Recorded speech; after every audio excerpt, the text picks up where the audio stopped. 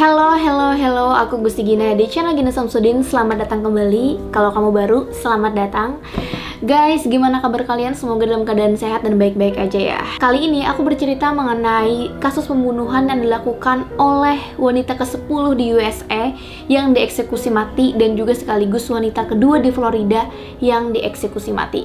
Kenapa dia sampai bisa dieksekusi mati? Apakah sekeji atau semenyeramkan itu kasus pembunuhannya? Tapi ini agak berbeda sih guys.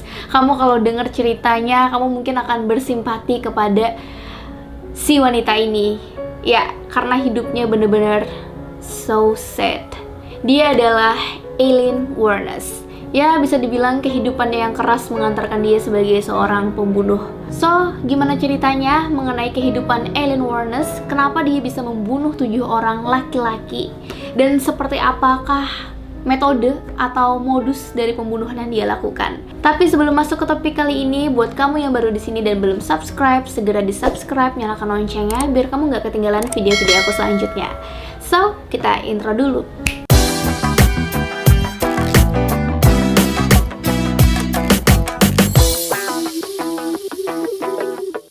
So ya guys, aku tuh udah gak sabar mau cerita ke kalian tentang kasus Aileen Wuornos ini. Karena menurut aku ini tuh kayak banyak banget sih hal yang bisa diambil gitu. Karena Aileen Wuornos ini tumbuh menjadi seorang pembunuh, itu memiliki kisah yang sangat menyedihkan.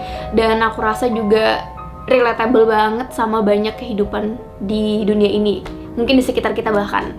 Yang awalnya mungkin gak kayak kepikiran gitu loh, bahwa dampaknya tuh bakal sebesar itu.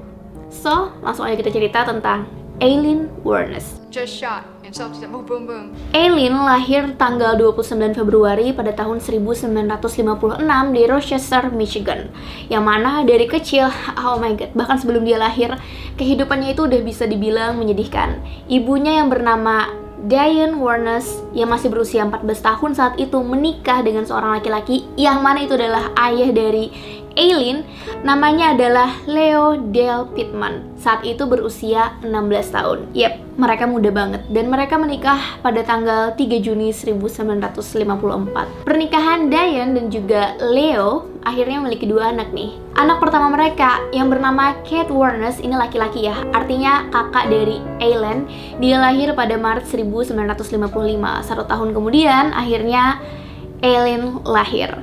Tapi sayangnya, Aileen ini tidak sempat bertemu dengan ayahnya, yang mana 2 bulan sebelum Aileen dilahirkan, ibunya ini menggugat cerai ayahnya. Karena ayahnya ini saat itu juga dipenjara akibat kasus pemerkosaan dan percobaan pembunuhan kepada seorang anak kecil berusia 7 tahun.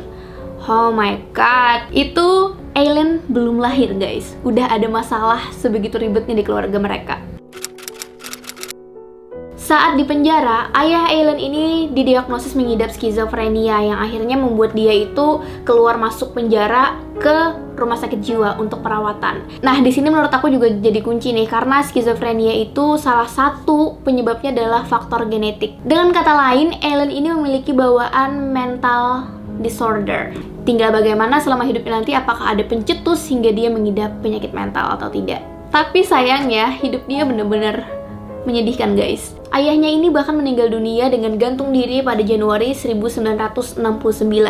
Nah, sedihnya lagi kan Aileen sama kakaknya ini tinggal sama ibunya kan. Tapi rupanya saat Aileen ini masih berusia 4 tahun, ibunya ini udah kayak merasa, oh, aku tidak bisa lagi mengurus anak-anakku. Akhirnya ibunya ini mengajak Aileen dan kakaknya ke rumah kakek dan neneknya. Mungkin kayak, ayo anak-anak kita ke rumah kakek, kita berkunjung. Tapi ternyata guys, di sana setelah ibu Aileen ini meninggalkan anaknya, Aileen dan kakaknya, ibunya pergi dan tidak pernah kembali. Ya udah kayak dibuang gitu nggak sih? Nah, di sini bukannya kehidupan Aileen ini membaik dengan kakek dan neneknya, ini malah semakin parah. Pada bulan Maret 1960, kakeknya ini udah melegalkan mengadopsi Aileen dan kakaknya. Dan ya, Aileen pun tumbuh di rumah bersama kakek dan neneknya ya. Dan ternyata sejak umur 10 tahun, Aileen dan kakaknya ini udah memulai melakukan aktivitas seksual. Yap, mereka kakak adik dan mereka have sex. Selain itu, di usia 11 tahun, Aileen ini kan udah terbiasa have sex ya. Dia juga bahkan kayak memperjualkan aktivitas seksualnya untuk hal-hal yang diinginkan, kayak drugs, alkohol atau bahkan makanan. Jadi kayak aku pengen alkohol tapi kita tidur bareng ya, kayak gitu. Itu sejak umur 11 tahun. Oh my god, Aileen was wild girl. Kenapa Aileen ini bisa seperti ini guys? Karena memang sejak Aileen ini ditinggalkan oleh ibunya di rumah kakek neneknya, Aileen ini mendapatkan perlakuan yang kasar dari kakeknya. Jadi kakeknya ini benar-benar kayak otoriter gitu. Tapi selain itu juga parahnya, kakeknya sendiri bahkan memperkosa dia. Gak sampai di sana guys. Bahkan kakeknya ini mengundang teman-temannya. Jadi kayak, datang aja ke rumah. Terus aku punya cucu tuh, kalau kamu mau perkosa dia, mau pakai dia silahkan. Ya, kamu bisa bayangkan, Aileen itu sejak dia berada di rumah kakeknya saat usia 4 tahun hingga menuju remaja, anak-anak hingga remaja setiap hari, dia mendapatkan perlakuan kasar dan bahkan dilecehkan secara seksual. Tidak hanya satu orang, tapi juga kakeknya, dan teman-teman kakeknya. Sampai Aileen ini berusia 14 tahun, Aileen ini malah hamil. Dan ayahnya itu adalah salah satu teman kakeknya. Kebayang gak, bunting karena orang tua. Yang gak mungkin kan, si orang tua itu bakal tanggung jawab. Kemudian kakek Aileen ini menempatkan Aileen ke maternity home. Itu kayak tempat yang memang khusus menampung ibu-ibu hamil, terus biar keurus gitu. Kemudian nanti kalau udah melahirkan, anaknya bakal diadopsi. Nah, setelah Aileen ini keluar dan sudah selesai melahirkan dan anaknya sudah diadopsi, Aileen ini balik lagi nih ke rumah kakeknya. Karena ya nggak ada tempat lain juga kan, mau kemana, udah nggak ada tempat tujuan, mau nggak mau balik lagi ke neraka itu. Cuman nggak lama setelah Aileen itu balik ke rumah sana, neneknya ini meninggal dunia. Dari beberapa literatur yang aku dapatkan, kemungkinan besar neneknya ini tahu tentang perlakuan kakeknya. Tapi kayaknya neneknya ini juga tidak berlaku banyak untuk kebahagiaan dan kebaikan pertumbuhan Aileen dan kakaknya. Jadi ya udahlah, Aileen tumbuh dengan keadaan seperti itu. Karena kakaknya ini tinggal sendiri dan merasa kerepotan mengurus Aileen dan juga kakaknya masih remaja, akhirnya kakeknya ini mengusir Aileen dan kakaknya. Udah kayak bilang, udah deh kalian pergi aja, aku udah gak sanggup lagi ngurusin kalian, biayain kalian. Nah, Aileen dan kakaknya ini keluar dari rumah sana kan, dan mereka tuh bingung mau kemana. Gak ada tempat yang dituju. Ibunya udah gak ada kabar lagi, ibunya udah gak ada kabar, entah masih hidup atau meninggal dunia, udah gak ada kabar. Nah, ternyata di saat itu Aileen ini dan kakaknya terpisah. Yang mana kakaknya ini lebih beruntung guys, ada orang yang mau mengadopsi dia, sehingga kakaknya ini tinggal dengan keluarga barunya. Tapi masalahnya sih Aileen nggak dapat keluarga. Ya memang juga disebabkan karena karakter Aileen ini buruk gitu, so nggak ada keluarga yang mau mengadopsi dia. Dia kan emang udah dikenal pakai drugs, alkoholik, terus juga memiliki emosional yang sangat labil, mudah marah, bahkan berlaku kasar. Nah, sebenarnya perilaku Aileen ini kan adalah cerminan apa yang dia lihat dari kakeknya, sehingga dia tumbuh seperti itu. Karakternya jadinya sama gitu. Apalagi dia udah genetiknya memiliki mental illness. Akhirnya Aileen ini tinggal di jalanan, jadi kayak homeless gitu. Dan untuk menunjang kehidupannya, Aileen ini menjadi PSK di malam hari. Karena dari mana lagi dia dapat duit kan? Ya, berlanjutlah kehidupan Aileen seperti itu. Bahkan selain dia jadi PSK, dia ini juga menjadi kayak perampok, pencuri, segala macam gitu kan. Sampai pada Mei pada tahun 1974, Aileen ini juga pernah nih ditangkap polisi karena dia itu berkendara dalam keadaan mabok, menggunakan pistol dan menembak-nembakannya. Ya, akhirnya kan mendapatkan pelanggaran gitu. Berselang 2 tahun kemudian, pada tahun 1976, Aileen ini kan sebagai PSK, dia itu kayak di pinggir jalan biasanya manggil gitu loh. Apakah ada jasa yang mau pakai dia, dan kemudian dia masuk ke mobil, biasanya kayak gitu tuh. Nah, itu tuh yang dikerjakan Aileen sebagai PSK. Cuman di tahun itu, dia itu sekaligus numpang mau pindah tempat dari Colorado ke Florida. Dan rupanya saat di Florida ini, singkat cerita, Aileen bertemu dengan seorang laki-laki yang sudah sangat tua sebenarnya ya. Usianya 69 tahun, cuman super duper kaya raya guys. Dan ajaibnya lagi, dalam waktu yang singkat, mereka pun menikah. Aileen harusnya bahagia dong, karena mendapatkan laki-laki yang kaya raya, dan mungkin bisa memperbaiki kehidupannya selama ini berantakan. Tapi guys, yang namanya karakter itu tuh sudah sangat sulit diubah gitu. Apalagi bagi Aileen yang memang kehidupannya itu pahit dari awal. Sehingga Aileen ini memiliki kebiasaan kayak suka bikin masalah, berantem sama orang, menghabiskan duit. Dan suami ini kayak berpikir, kok duit aku cepet banget ya habis, kok si Aileen ini bikin masalah terus ya. Bahkan Eileen ini pernah menyerang suaminya menggunakan tongkat suaminya, karena kan dia orang tua ya, jadi pakai tongkat gitu. Oh ya, nama suaminya ini adalah Louis, guys. Tidak beberapa lama pernikahan mereka nih, sekitar bulan Juli 1976, masih di tahun yang sama, kayaknya baru beberapa minggu gitu kan mereka menikah. Si Eileen ini membuat masalah sampai akhirnya dia ditangkap. Dan di saat itu juga si Louis ini, suaminya malah melaporkan Eileen, minta penahanan terhadap Eileen karena menganggap Eileen ini berbahaya dan mengancam keselamatan dia. Sehingga Eileen ini tidak boleh dekat-dekat dengan suaminya. Akhirnya suaminya mencerai Eileen.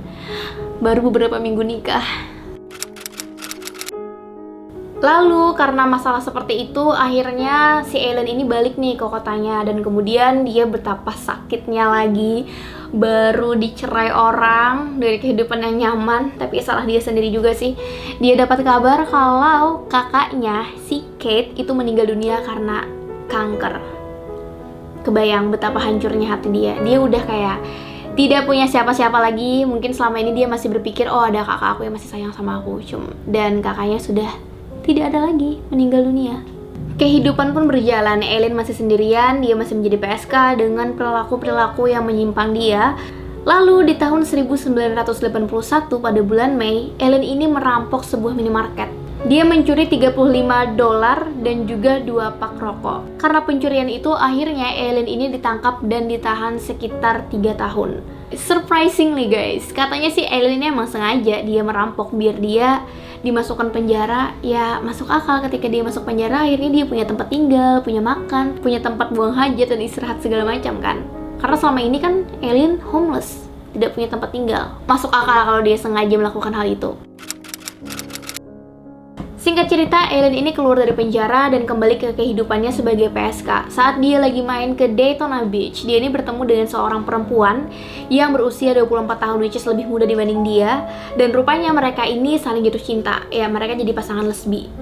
Namanya adalah Tyra Moore. Saat Eileen ini menjalin hubungan dengan Tyra, dia itu benar-benar kayak merasa, oh akhirnya ada orang peduli sama aku, akhirnya ada orang yang sayang sama aku. Dan ya mereka pun sama-sama menjalani kehidupan gitu. Untuk menjalani kehidupannya tentunya perlu cost, perlu dana gitu kan. Tyra ini bekerja sebagai asisten rumah tangga gitu, sedangkan si Eileen ini untuk menunjang kehidupan dan gaya hidup mereka yang suka mabok-mabokan, beli ini beli itu gitu kan. Si Eileen ini semakin menjadi-jadi mencari duitnya. Yang awalnya cuma menjadi PSK, setelah servis dapat duit udah gitu kan kelar. Tapi disinilah alasan kenapa Eileen ini berubah menjadi seorang pembunuh.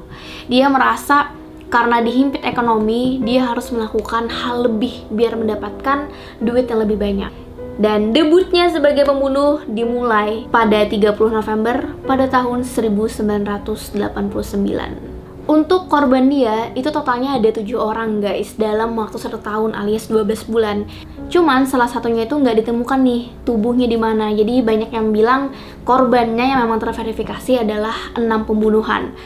Korban pertama adalah yang bernama Richard Mallory, yang mayatnya ditemukan setelah 2 minggu dibunuh oleh Eileen, yaitu pada tanggal 30 Desember. Modusnya sama nih guys, dari semua korban-korbannya dia.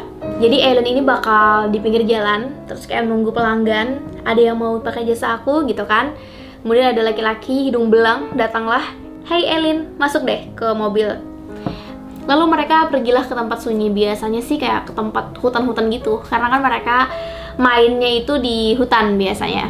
Lalu setelah itu Eileen ini ngerasa kayak, kalau aku cuman dikasih dari bayaran have sex doang, itu tuh nggak cukup buat kehidupan dia dan Tyra. Ibaratnya kan mereka ini udah punya rumah tangga lah, ibaratnya kayak gitu. Lalu Eileen ini berpikir, gimana kalau aku rampok aja? Ya, korban-korbannya dia setelah mereka have sex dirampok sama Eileen, diambillah barang-barangnya, kemudian dibunuh. Kebanyakan sih rata-rata itu ditembak. Ada yang ditembak di dada, ada yang ditembak di kepala, dan sebagainya. Biasanya untuk menutupi jejaknya, Eileen ini akan memisahkan dari tubuh si korban dan juga mobilnya. Jadi misalnya nih, Eileen ini kan have sex-nya di hutan gitu, hutan A misalnya. Dan setelah dia bunuh, dia gulung lah pakai apa gitu, dia biarkan di sana mayatnya. Eileen ini akan pergi bawa mobil, lalu ke daerah yang cukup jauh, ditinggalkan mobilnya di sana, dan Eileen ini akan balik ke motel dan ngasih tahu Tira. Jadi Tira ini awalnya kaget pas denger Eileen bilang kalau aku tuh ngebunuh orang buat dapetin ini nih, dapat duit segini, barang-barang segini. Tira ini awalnya tuh nggak setuju, jadi kayak ngasih tahu jangan dong, jangan. Tapi kayaknya mungkin karena ya udahlah, duitnya kan lumayan gitu buat mereka. Akhirnya itu berlangsung selama 1 tahun. Modus itu terus berulang guys, berulang sampai akhirnya yang namanya kejahatan itu pasti terungkap ya. Yang namanya bau busuk pasti keciuman. Dari salah satu korban Eileen yang bernama Peter Sims, mereka itu pakai mobilnya nih. Dan saat mereka lagi pakai mobil itu, mereka mengalami kecelakaan. Si Eileen dan juga Tira dan Eileen ini emang sering pindah-pindah motel karena kan mereka merasa takut ada yang mengetahui gitu. Kalau untuk menetap sih juga bahaya karena melakukan kejahatan, jadi sangat mudah untuk terlacak. Sialnya saat mereka itu mengalami kecelakaan, tentunya kan warga-warga itu kayak pada berdatangan gitu kan. Salah satu warga nih yang melihat dari rumah langsung keluar, "Hei kalian, kenapa? Ada yang bisa kami bantu?" Eileen dan Tira ini menjawab, "Oh nggak apa-apa, kita nggak kenapa-napa, we're fine, it's not your business." Udah, akhirnya mereka kabur nih. Saat kecelakaan itu terjadi, polisi datang dan melihat mobil itu dan mereka langsung mengidentifikasi bahwa mobil itu adalah mobil Peter Sims yang sudah dilaporkan hilang. Akhirnya si polisi ini nanya nih ke warga, ke saksi, gimana nih kejadian dari kecelakaan ini? Lalu saksi ini ngasih tahu dan juga ngasih gambaran 2 perempuan yang dia lihat. Nah saat itu polisi akhirnya mendapatkan sketsa dari wajah Eileen dan Tira. Cuman polisi saat itu masih belum tahu namanya itu Eileen dan juga Tira. Mereka itu cuman punya sketsanya doang. Jadi sketsanya juga belum disebarluaskan karena polisi masih mempertimbangkan gitu kan. Karena kejadian itu sebenarnya Eileen ini sempat vakum beberapa lama tidak membunuh, tapi karena lagi-lagi himpitan ekonomi, butuh duit demi kelangsungan hidup mereka, Eileen lagi-lagi membunuh yang kelima. Ini buat korbannya yang kelima, 6 dan 7. Ya sama, modusnya dia menawarkan jasa PSK, kemudian dia have sex, dia rampok, dia bunuh. Yap, begitulah modus dari Eileen. Dia tanpa dosa gitu menembak laki-laki hidung belang tersebut. Dia mungkin merasa udah terbiasa merampok dan membunuh. Karena kejadian seperti ini terjadi lagi, polisi ini mulai aware. Polisi ini udah kayaknya ini dilakukan sama orang yang sama deh. Akhirnya sketsa yang mereka punya itu disebarkan ke publik. Dan sketsa wajah dari Eileen dan juga Tira ada di mana-mana. Nah, karena ketakutan nih, Tira ini kayak merasa, waduh aku bisa dipenjara nih. Dan Tira pun kabur karena emang dia sempat berantem juga nih sama Eileen beberapa hari sebelumnya. Si Tira kabur ke rumah saudaranya di Pennsylvania. Eileen yang ditinggalkan Tira ini merasa semakin hancur. Dia merasa kayak udah, ya ampun, udah melakukan kejahatan, hidup hancur, orang yang disayang pergi. Menjadi-jadilah kelakuan dia. Dia kembali sendiri, melakukan aktivitas dia sebagai PSK, sampai suatu hari dia merampok toko pegadaian dan meninggalkan sidik jari guys. Dan dari sanalah akhirnya polisi menangkap Eileen. Eileen ditangkap nih, terus kan satunya lagi Tira, karena kan mereka ini sketsanya berdua, otomatis dianggap tim gitu kan.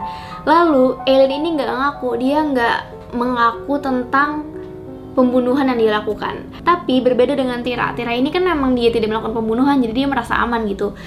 Sehingga dia itu sangat kooperatif nih sama polisi dan menceritakan gimana kronologisnya, segala macam. Cuman polisi ini butuh nih pengakuan dari Eileen, sehingga polisi ini melakukan taktik nih, strategi. Mereka meminta Tira untuk menelpon Eileen dan memancing Eileen untuk mengaku kejahatannya. Akhirnya Tira ini mengirimkan surat yang isinya ada nomor telepon dari Tira. Kemudian si Eileen ini menelpon nih ke Tira. Sebenarnya telepon itu sudah disadap sama polisi. Dan Tira ini emang disuruh untuk memancing pengakuan dari Eileen. Singkatnya sih, Eileen ini juga nggak mau gitu Tira ini dihukum. Dia bahkan bilang nanti aku bakal ngaku gitu kan. Kemudian Eileen pun mengaku guys atas kejahatannya. Sampailah kasus ini di pengadilan. 16 Januari 1992 adalah pengadilan pertama yang dijalani oleh Eileen. Saat itu dia melakukan pengakuan atas pembunuhannya. Pembunuhan sudah dia lakukan atas nama self defense. Dia bilang dia itu tidak bermaksud membunuh gitu. tapi self defense. Cuman Tira ini kan sebagai saksi ya, dan kesaksian Tira ini malah memberatkan dan bertolak belakang dengan alibinya Eileen. Eileen kan bilangnya karena self defense, sedangkan Tira bilang memang Eileen membunuh aja gitu, emang dia mau membunuh. Akhirnya di sana Eileen benar-benar merasa kayak terhianati, merasa sangat kecewa, bahkan dia sampai sumpah serapah gitu. Yap, dia sangat kecewa dan merasa sangat hancur sih di persidangan itu. Hasilnya, Eileen terbukti bersalah atas pembunuhan dan dia dihukum mati. Nah, selama proses dia penahanan, dia itu terus berusaha nih untuk mendapatkan keringanan, paling enggak mendapatkan hukuman seumur hidup, bukan dieksekusi mati. Tapi setelah 10 tahun berjuang, hakim ini bilang, Eileen, percuma. Udah berhenti aja, kamu gak bakal bisa mendapatkan keringanan hukum, kamu pasti dieksekusi mati. Selain itu juga warga di sana tuh kayak mengutuk banget sama si Eileen. Mereka udah setuju banget nih kalau Eileen ini dieksekusi mati.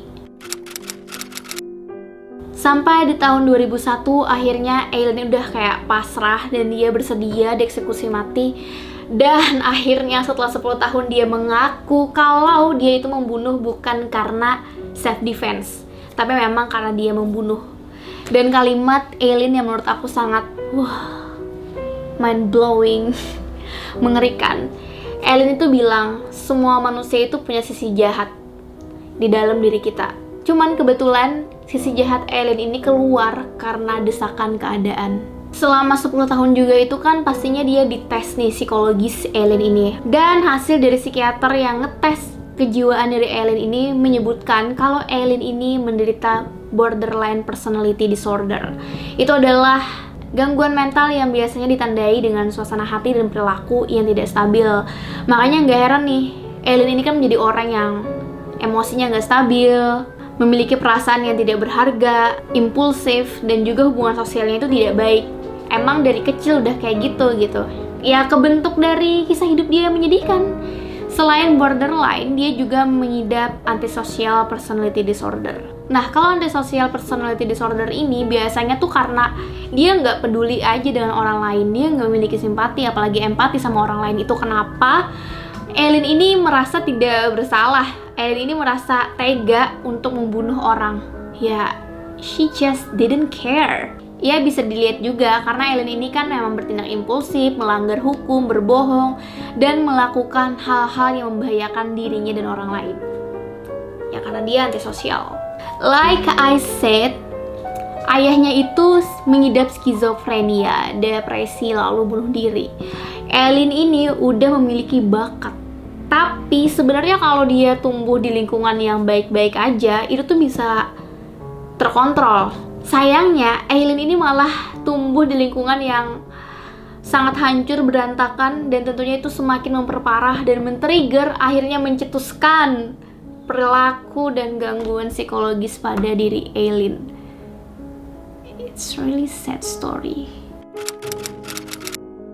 Dan kisah Eileen Wuornos ini berakhir pada 9 Oktober 2002. Dia dihukum mati dengan cara disuntik. Sebelum kematiannya, dia minta segelas kopi sebagai minuman terakhirnya. Ya, dia kayaknya udah ngerasa, oke, aku bisa pergi dengan tenang setelah melakukan pengakuan. Ya, beginilah hidupku. Oh my god. So, gimana guys menurut kalian cerita mengenai Eileen Wuornos ini? Menurut aku ada banyak sekali yang bisa kita ambil, terutama mengenai parenting, tentang bagaimana seorang kriminal itu bisa terbentuk, bisa dimulai dari kecil. Karena lingkungan yang tidak hangat dan menyediakan kasih sayang yang cukup. Dan saking terkenalnya kisah dari Eileen Wuornos ini, bahkan ada novelnya, ada TV show, ada buku-buku yang ngebahas dia, dan juga filmnya. Kalau kamu mau nonton, itu yang paling terkenal sih film Monster. Silahkan ditonton, it's really good movie. Dan kamu bisa berpikir tentang Criminal Minds. So, terima kasih sudah menonton video ini. Buat kamu yang baru di channel ini, jangan lupa untuk di-subscribe, nyalakan loncengnya biar kamu nggak ketinggalan video-video aku lainnya. Aku Gusti Gina, bye!